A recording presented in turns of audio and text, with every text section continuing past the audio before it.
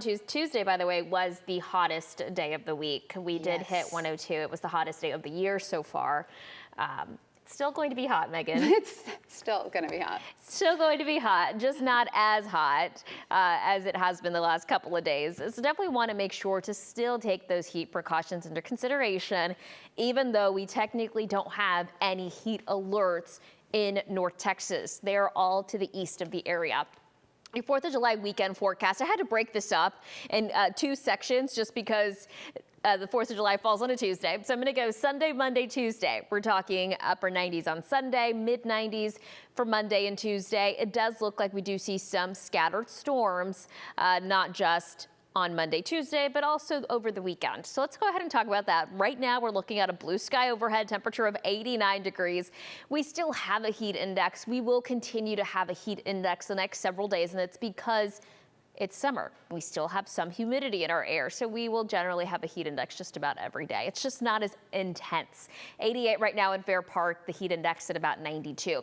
The high today, 100 in Dallas, Fort Worth, McKinney, 101 in Denton, 100 for Decatur, and we are still going to be dealing with temperatures that are above what's considered normal for this time of the year. It's just, again, not as intense. This, if we make it to 100, will be our 6th triple-digit heat day of the year, and it just happens to be consecutive as well. We're looking at a clear sky right now, but I'm going to pan out and show you a really interesting pattern. It's very typical for summertime, but we have this ridge of high pressure that's brought in that heat over the last several days. It has now shifted its focus east of here, and right along the edge of this high pressure is where we see these storms building and moving. So that's the area where we'll see them today. So where that ridge of high pressure is, that's where the heat alerts are centered. It does include Arkansas, Louisiana, Mississippi, Alabama, so if you're, and east, southeast Texas as well. So if you're headed east or maybe southeast, you're going to be running into the kind of heat that we've been dealing with the last several days. But if you are maybe traveling north, or if you're traveling northeast, you're going to be dealing with the storms on the outer edge of that ridge of high pressure. So again, maybe you are flying. This may cause some delays throughout the day. In Texas, that slight risk does extend for the panhandle. So if you're headed in that direction, you're going to be running into some storms late in the day.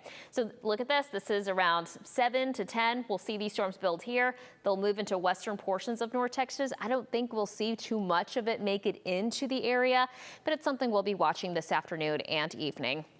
Otherwise, we're looking dry until Saturday afternoon. Under the heat of the day, we're going to see some pop-up showers and storms, mainly northwest of the Metroplex. Coverage really low at about a 20%.